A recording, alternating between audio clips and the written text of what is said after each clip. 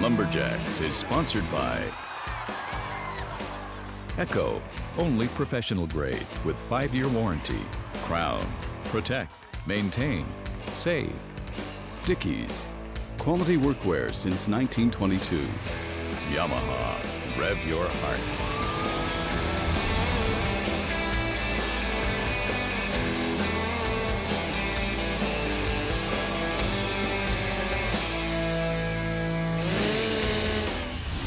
We're here in Beaverton, Ontario for the Ontario Lumberjack Championships. We have a fantastic field of competitors, over 40 of them, men and women from all over North America, competing for $15,000 in prize money in 14 different events. We had a great start to the competition last week, and the leaderboard is chock full of talented competitors.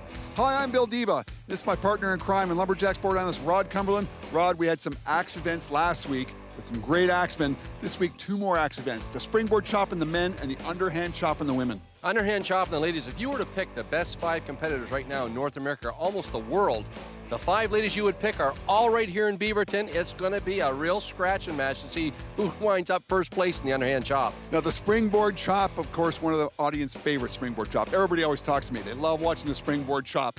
And we got some of the best in the world. Best in the world, and we actually have Lawrence O'Toole up from Australia, and of course the Aussies, very, very good axeman. He'll be the guy to knock off the podium tomorrow in the Springboard Chop, and the guys that are going to try to do it, Marcel Dupuis from Canada and Nathan Waterfield from the United States. Well, it's good to have the Ontario Lumberjack Championships back in the calendar of the Lumberjack competitors. They've actually moved down the road after a 1-year hiatus from the Ramara Township in the little town of Brecken all the way down to Brock Township in the town of Beaverton. Right now, our leaderboard is Mario Burke and Calvin Willard at the top, but it's very early in the game right now. We're about to get started with the Springboard Chop, and we're going to be showing you the top 4 heats, and we got a lot of quality axemen in this field, starting with Jason Lenz and Calvin Willard in this first heat, and Jason Lenz got to be the guy to beat here. Yeah, a little bit mucky around here. There was water last night, of course, and the guys are standing in a bit of mud. Hopefully that doesn't play havoc with them here in the Springboard Chop. But some great choppers here yet to come. Calvin Willard is going to have his hands full with Jason Lentz. He's pretty sharp at the springboard. Well, most of the competition actually plays out on the stage. The Springboard Chop is just off to the left of the stage. Both competitors are into their first boards right now. Jason Lentz, a big guy. He's got to make sure that board set is good. He's going to put a lot of weight on it. Calvin Willard right behind him. Lighter guy, really quick with his notches. Of course, Jason does have to take a little bit more work with his notches, and actually I was quite surprised to get away with that first notch. He had to really squeeze in tight to the middle of that to make that board work. 2 good boards here now, and they're both up together. Mirror image of both guys getting up on their second board. Both guys into their second hit right now. 1-1 up top. Jason Lenz and Calvin Willard going at it. Not sure if you noticed, Bill, Calvin Willard just squeezed in a little bit closer to his pole. He has a really strong board here. He should be back on the end of it, so he gets a full arc on his axe and it hits that block as hard as he can. He's going to start arm chopping now because he's actually in a little bit too tight. So once they get up on their boards, it's only 9 inches round up top there. Jason Lenz putting some slices in, and there it is. The first heat of the Springboard Chop is in the books. Jason Lenz setting the time to beat with a 52.96. Jason, the 4-6 climb, you got to be pretty happy with that climb in general? Oh yeah, that's what I normally go for, and yeah, it worked out pretty good. Other than the bottom board there, I had to stick it in twice. And 9 inches up top there, you can do leave very little work for your backside. I think it was 3 strokes downward, and you got it off. Yeah, that's what I normally try to do. I mark out my log on top to have like 3 inches of wood, and normally three hits will get it off. Well, he pretty much calculated correctly there with 3 hits getting off the backside there. Heat number 2 is going to feature Dave Jewett, American from Pittsford, New York, taking on Marcel Dupuis from New Brunswick.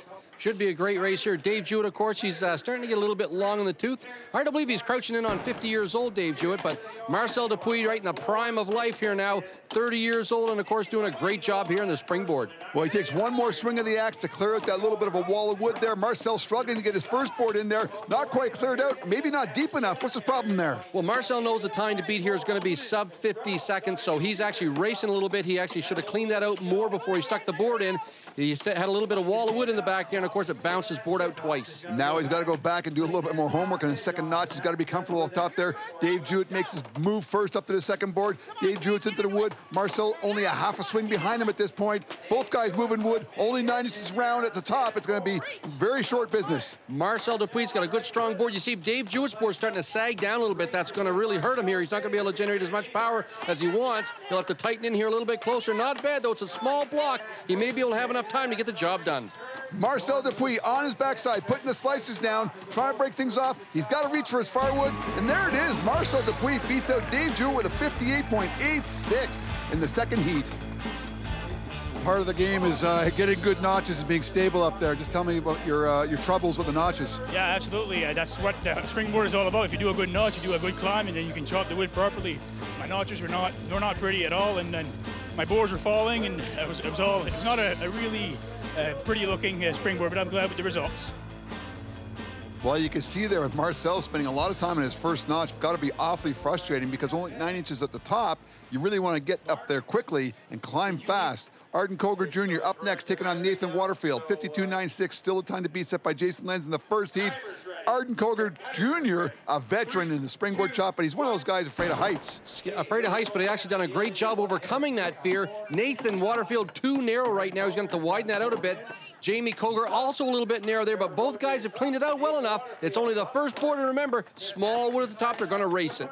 Jamie working on his second notch right now. We're calling him Jamie because that's his nickname. His actual name is Arden Koger Jr. after his father. Nathan Waterfield up on his second board, and a real nice set. Nathan's able to power into that 9 inches round of wood. I was worried a bit. I thought his board was going to be too steep and actually have a lot harder time swinging, but he settled down nice. He's got a beautiful board. Nathan Waterfield's going to take full advantage of this as Arden Koger's up now, and he's going to start whaling into it. Now, Koger's not able to get out to the back of his board. He's not going to be comfortable with that. He can't get all the power into the wood that he would like to.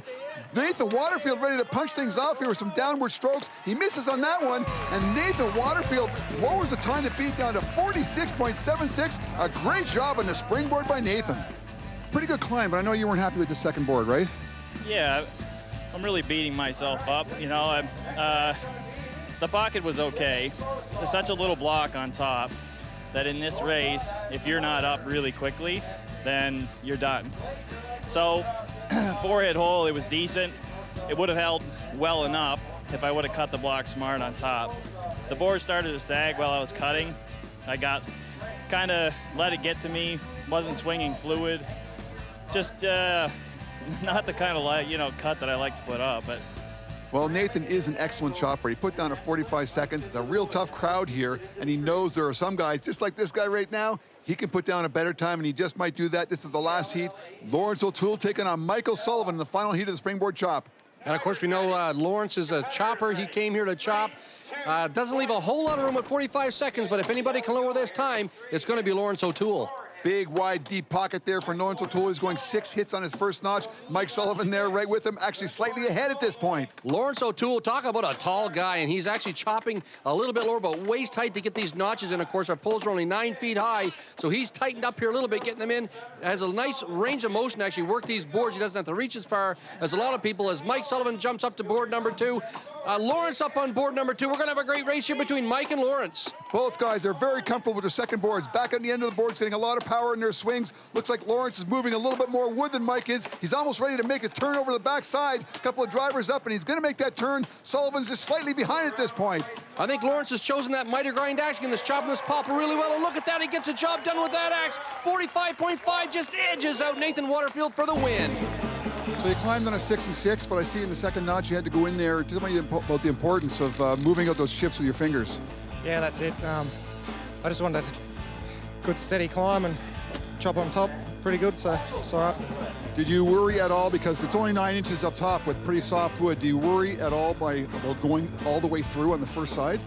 Not at all about that, but I mean, can only do what I can do, and sort of, I thought I'd be able to cut it pretty similar to how I did, so it's good enough.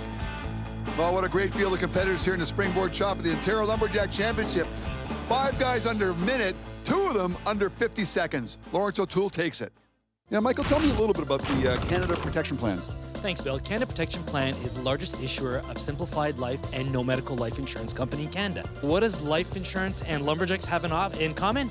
Well, actually, Canada Protection Plan is all about community service. We like to focus on community activities.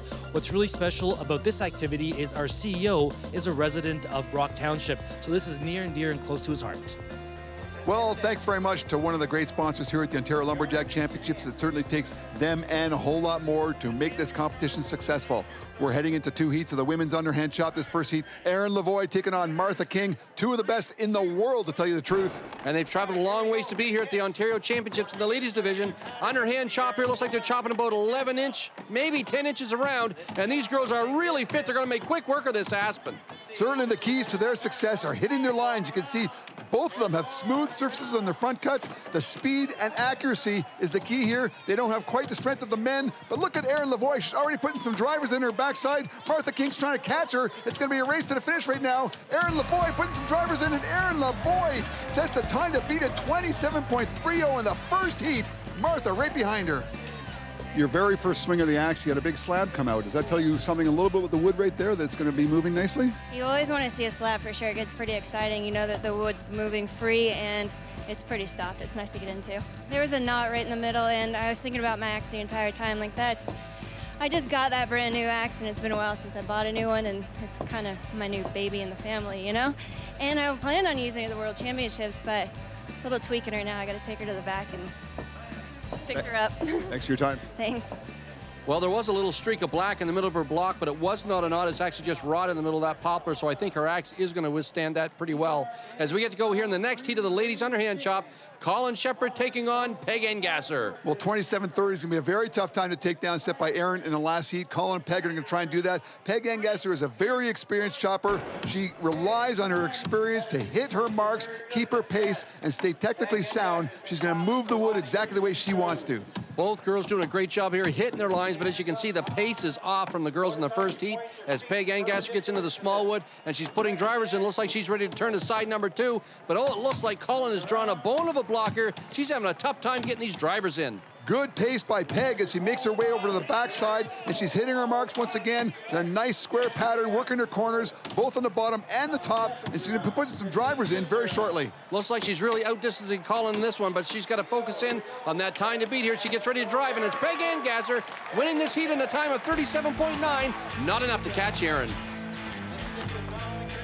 On your front side, you seem to be a little bit indecisive as to when to turn. You took an extra chip, and you had, I think, 3 or 4 drives on your drive side.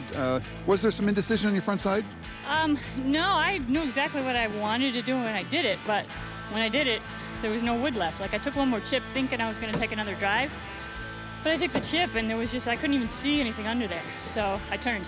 So, yeah, you don't want to do that, but there was no wood. Well, the slow-mo replay tells a story there in that one. The tail of the tape. Heather Hyatt, the only Canadian in the top 5. Aaron Lavoie takes first place in the women's underhand. Closed captioning is brought to you by 1867 Confederation Log and Timber Frame, Canada's leader in log and timber frame homes since 1979. This is living. We are here in the shores of Lake Simcoe, the little town of Beaverton, for the Ontario Lumberjack Championships, and we are headed into a very special event. It's called the Chris Starr Memorial Axe Throw Competition. Chris is the younger brother of Cecil Starr, one of the guys who organizes this event every year. Right now, we have the 9th annual Chris Starr Memorial Axe Throw Competition, and over the years, it's been held in Canada, and it's been held in the United States. Coincidentally, every time it's held in the United States, an American has been winning it. Every time it's been held in Canada, a Canadian has won it, and no one man has won it 2 years in a row. Here is Dave Engasser, who has won it in the past and hoping to win it for the second time. After 2 throws, he's only got 7 points. He ends up with a third throw of 5. Not a bad total of 12 points. Well, the Chris Starr Memorial Axe Throw, one of the premier events in axe throwing across North America. It usually does bring out the best, and Dave Engasser is one of those guys. A little bit of struggle here. I guess he just had an operation on his knee, so he's not actually retrieving his axe, and maybe that's throwing him off a little bit here. But nonetheless, not a, usually we see 4s and 5s out of him routinely. This 3 is not a characteristic throw for Dave Engasser. Now we've got 2 other throwers to come here in the finals. Earlier today, we had all the preliminaries done, all 40 men and women. We are here in the finals. We're only showing you the top 3. The other competitors are going to be Tim Keats, followed by Mario Bork. So once again, the total right now is 12 points to beat. And Tim Keats is a good friend of Dave Engasser, and you often see him in the finals of axe throw competitions as well. Well, Tim Keats throwing a pretty unorthodox axe here. You can see it looks like a single-bitted axe. He's actually honed off the other side of the double bit on this thing. They would send him home packing in New Brunswick because you have to have both bits on the end of this. Tim Keats, he's got a 2-throw total right now of 8 points. Again, not very good throw for Tim.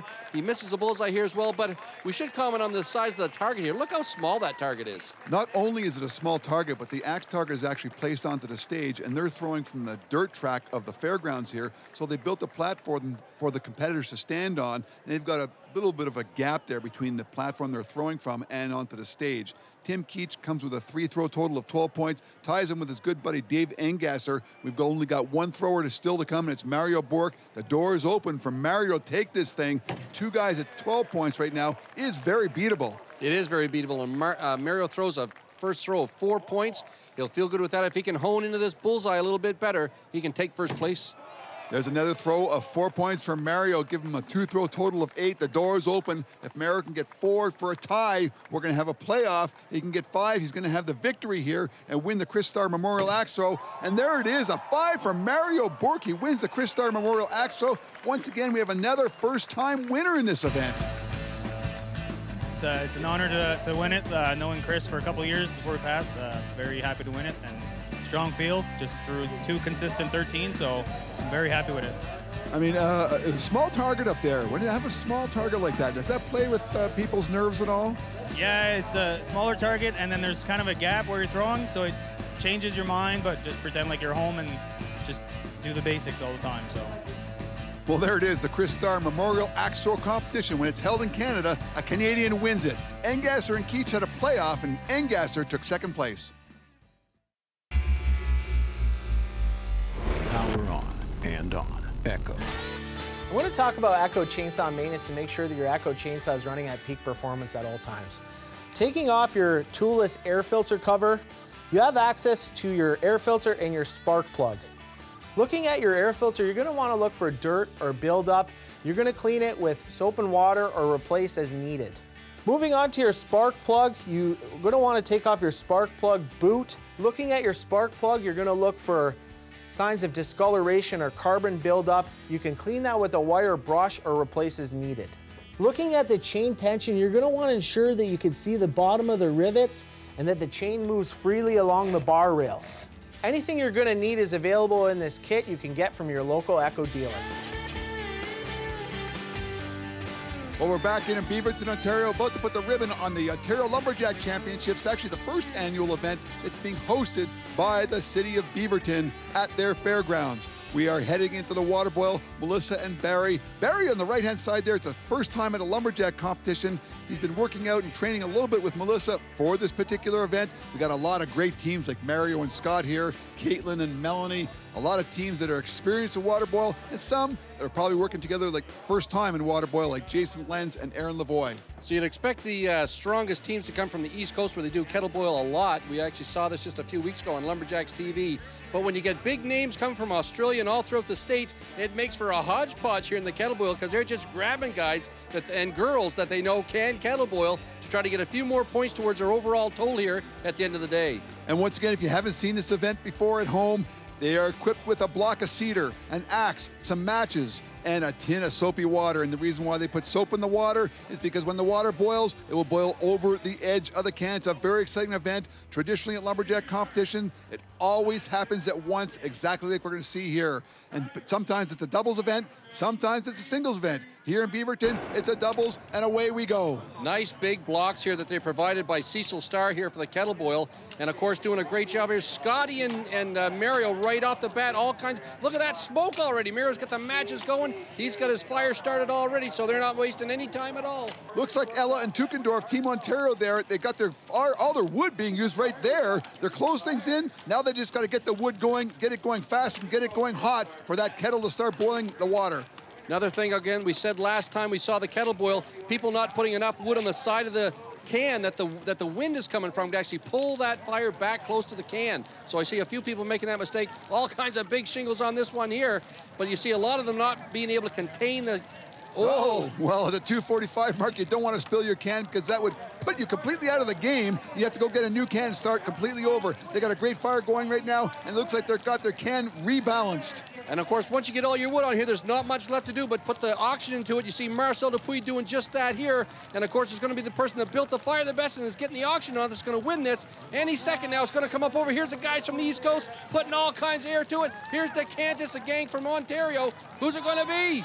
8 inches of water. You look at and there it is. They win it at 3:15. Melissa DeCantis and Barry Best at his very first lumberjack competition ever. He takes the water boil.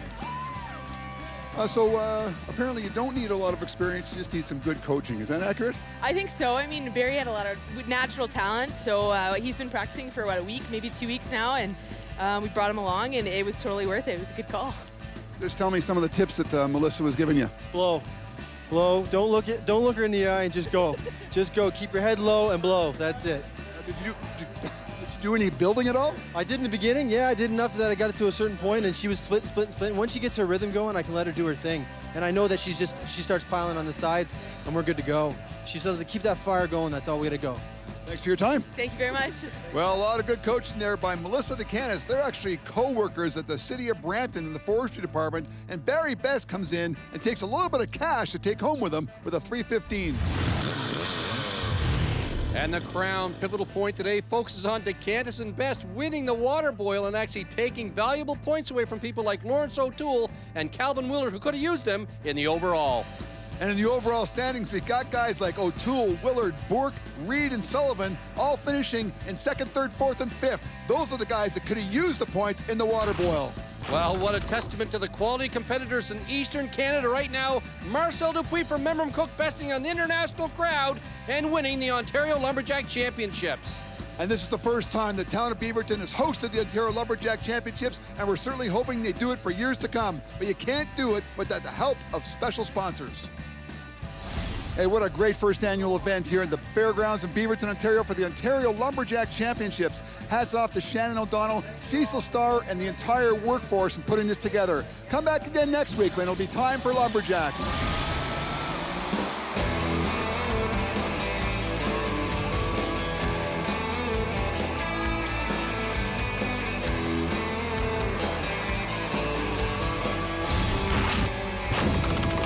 Lumberjacks is sponsored by Echo, only professional grade with 5-year warranty. Crown, protect, maintain, save. Dickies, quality workwear since 1922. Yamaha, rev your heart.